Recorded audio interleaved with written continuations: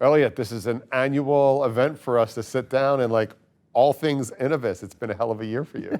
It certainly has. I can't believe it's been a year since we were sat outside in the sun on the West Coast. But great to be back here in Houston, and another great agenda at STTS. So good to be sitting with you, and happy to share a few things. Yeah, I am excited to bring the audience up to all things Inovus that's been going on, and the build, and the new location, or the new locations, right? We got to cover the shed, so share with the audience where we are and what we've accomplished. Yeah, thanks, Joe. So I think the way to describe it is at Inovus, we've gone slow to go fast, right? We've taken a slightly contrarian route to building a medtech business in terms of how we funded it, how we've raised capital, I think our approach to building our teams.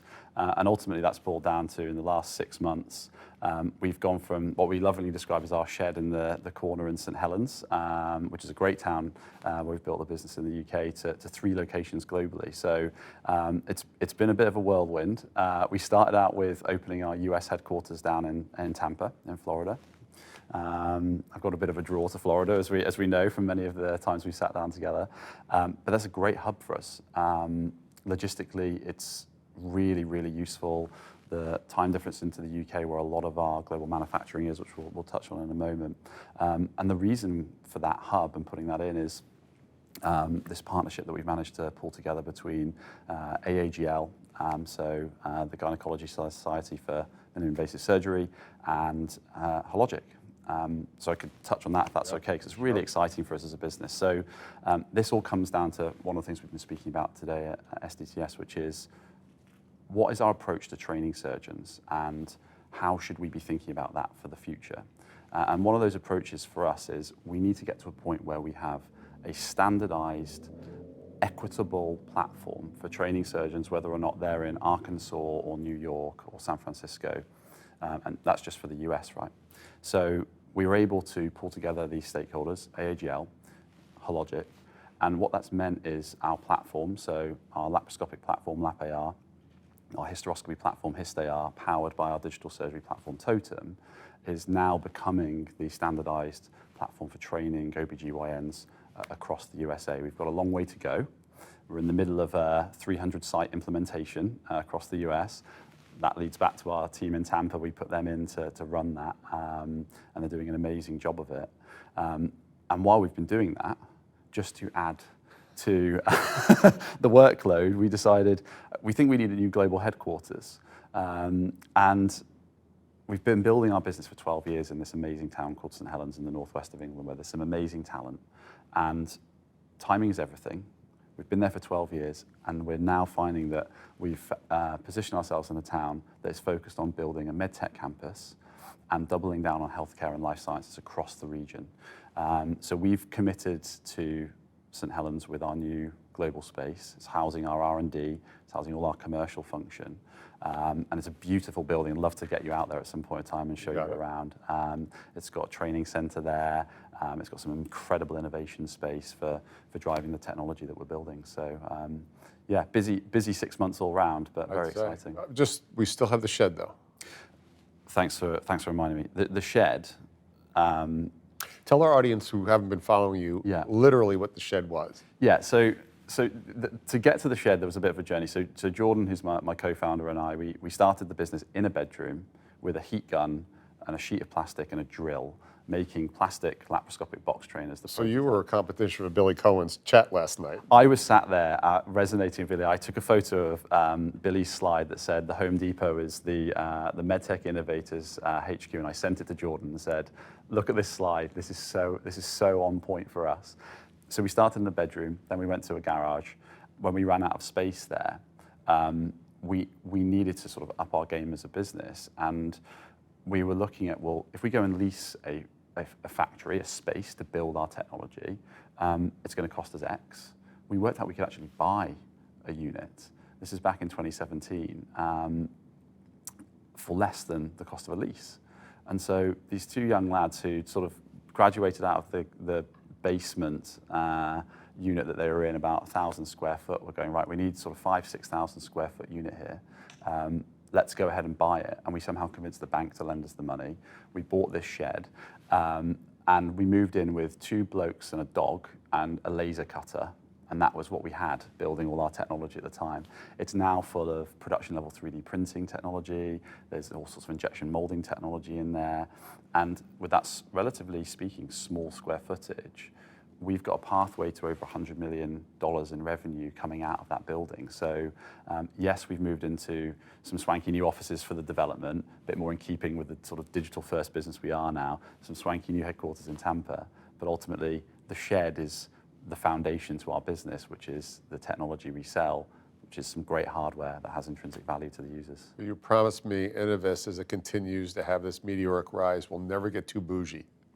Exactly, and so when we hired our team in Tampa, they're our implementation team. They're entirely focused on supporting AAGL, Hologic, and importantly, the 300 residency programs, or just under 300 residency programs across America. And I'd spent some time training them and onboarding them. And one of these implementation specialists turned around and said, Elliot, the best way we've got to describe you and really the whole business is bougie but low maintenance. and so I think that hits the nail on the head. For us, it's all about building a fundamental business on good fundamentals, i.e., are there good margins? Is it profitable? And what we're building, does it have intrinsic value to the end users? And ultimately, that intrinsic value comes from the pricing structure, right? So I've mentioned this many times when we've sat down. Our core values are to build technology that's more affordable, more accessible, and more functional. So better and cheaper than the competition. How do you do that? You don't become too bougie and think, I have to be in a glass building for all my manufacturing. You put it somewhere where your manufacturing is as low cost as possible. It benefits from geographical arbitrage. And then that means that instead of saying, okay, I can just have even bigger margins and make even more money, you pass that cost saving on to the end user.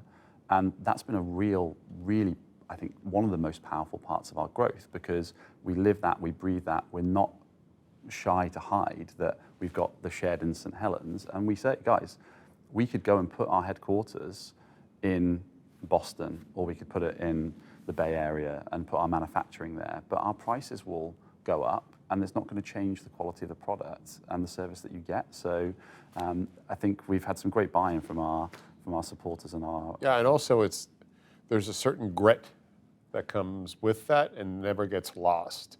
Yes, right? And we look for that when we're hiring. I mean, I think you know this, and Ryan on your team who we work with knows this, which is ultimately almost our entire hiring process is focused around, can we find people with that grit? Yeah. Because we've also built the business in a very intentional but with patient urgency way. So we haven't raised bucket loads of capital. And so when we bring people into the business, and especially now we have to manage this narrative, which is when they used to come into the business, they'd come into the shed. The hiring will be done in the shed, the training's done in the shed, they're operating out of the shed. Now they come into a really beautiful building. And it's our job as the leadership, myself, Jordan, and the rest of the team that have been with us for 5, 6, 7 years, to instill that grittiness in them and say, you've got a great environment, but the things that we've been doing that have led to our success, we have to double down on those now. I think I was sharing this with you the other night. We were worried about that when we moved the development teams and the commercial teams into this new space. And in our classic Inovus way, we didn't sort of sit there and shout at them and say, don't let yourselves down and stop working. We sat down, we went through it with them and said, this is what we are worried about as a leadership team. Mm-hmm. It's really important to us that we make sure we keep doing those things. And I think that productivity it's like 4x since we've gone in there, which was a really nice thing to see. So all respect goes to the team for doing that and sticking to the core values. The training simulation business, and I don't know if I've just started to pay more attention to it over the last couple of years, and therefore it seems that it's grown, or has it found its place because of certain other activities, influences in the industry? So it's certainly growing. And I think the exciting thing is, the way I'd actually describe it is, if you think about the Bitcoin curve, where I'd actually describe surgical training technologies and surgical simulation, surgical training is encumbered by that, is we're at like where Bitcoin was when it was 150. Like, we've got to get to the 60,000 still, which is really exciting. And so what do I mean by that? I think traditionally this was an an industry where people would make a technology very siloed, very focused on one particular need that needed solving. What we've tried to do, and it's really nice to see some of the other players in the market doing this, is they've said, okay, let's take a step back. Let's look at the training pathway, and let's understand what parts of the pathway we need to develop technology for. And then it's a problem-first approach with the technology. And I think we've been very intentional about that. It's nice to see other industry players doing that. And what that's now allowed us to do is bring all of the stakeholders together. So again, going back to this example of this amazing partnership we've done with Hologic, they were very forward-thinking on this. But we went to them and a number of other strategics and said, guys, there's a major problem that we do have here. We don't actually have enough fully trained surgeons. The way we're going to fully train those surgeons is improving access to good quality technology. And then the other issue is who's going to fund that and support that. And the fact that we'd articulated, here is the problem, here is the pathway, and this is where the technology fits. And by the way, this is how the societies and the clinicians feel about that. Go and speak to them. That allowed some of those partners to look at that and come in and say, yeah, we can help fund that. So I think that's been a major part of the growth, not just strategics, but the hospital systems, the societies, anyone else that's involved in paying for this technology. The fact that we've really articulated, here's the problem, this is how we solve it in this part of the pathway. That's starting to see that growth, but there's a long way to go, right? Just very quickly, we're just in the verticals of laparoscopic and hysteroscopy, so we play across general surgery and gynecology. There are so many parts of the horizontal that need that approach where it's either not being done or it's being done by one or two small players. So I think we're going to see a lot of capital flow into this part of the industry over the next sort of 5 or 6 years. And you're starting to see some of those capital allocators look at it and build hypotheses and go, okay, we understand this now. It's not VR simulation. Right. It's surgical training technologies. Where in the pathway does this sit? How are we going to find the right platform to fund? And does that see some roll-ups starting to happen? And I think that's a little bit further downstream. I think in the first instance, we're going to see a lot more capital come in to raise up some of those businesses that solve it. I would tend to agree with you. I've been scratching my head for a couple of years now, wondering who's going to be the first that's going to do a roll-up. Because when you think about the declining number of surgeons, the number of surgeons that are thinking about leaving the industry, you're starting to look at more expensive platforms come into play, and there's no way you can have a $500,000 or $1 million platform to train on, let alone give up surgery time on. Mm-hmm. And when you start to triage the training sort of curriculum, basic fundamentals, right? If you're going to play a sport, you are a very high-end tennis players, right? There's some movements that you do time and time again, increasing efficiency, competencies, right?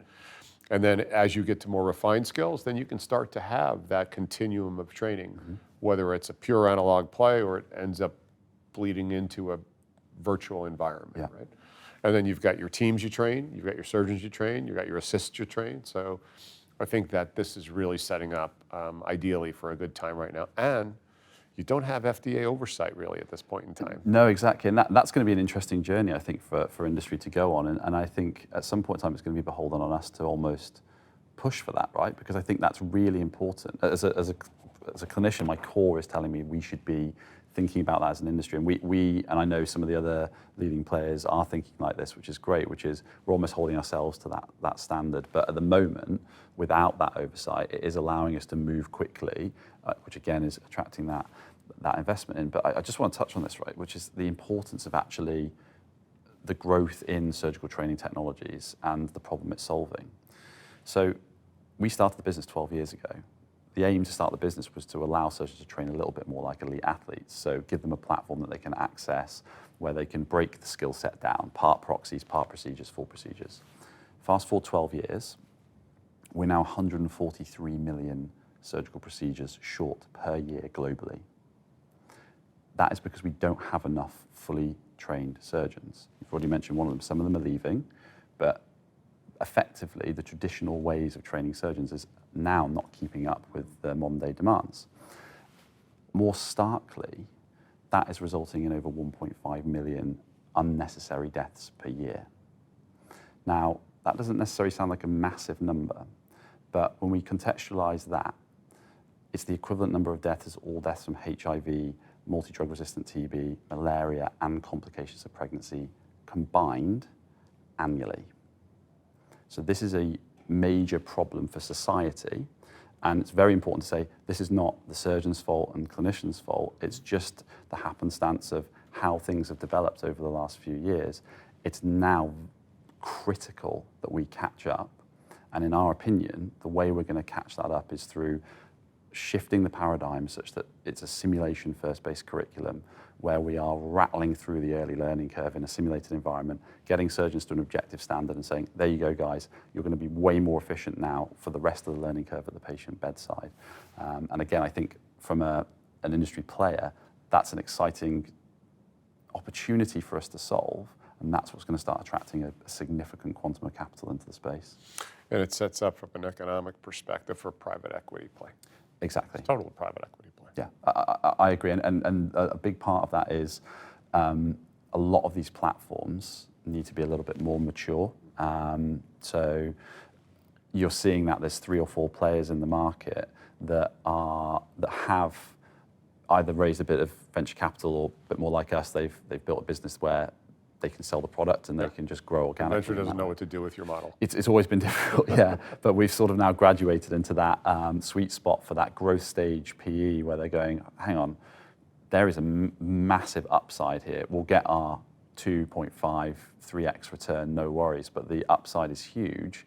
And we've actually got the quantum of dry powder you're going to need because the smaller check size isn't going to move the needle, both from an organic growth perspective and a roll-up or an M&A both perspective as well. You're going to need a decent quantum of capital. And I think those capital allocators with that are looking at it and going, this is a compelling opportunity right now.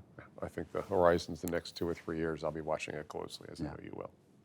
Well, thank you for the Inovus update, my friend. Well, thank you for having me. Thank you for giving me the platform to share it with you all. And hopefully this time next year, we'll have some more great updates and looking forward to sharing them. I look forward to it. And next time you're in Delray, and I do have to get over to Tampa, it's a hop, skip, and a jump for me. Yeah, looking forward to it. You got it.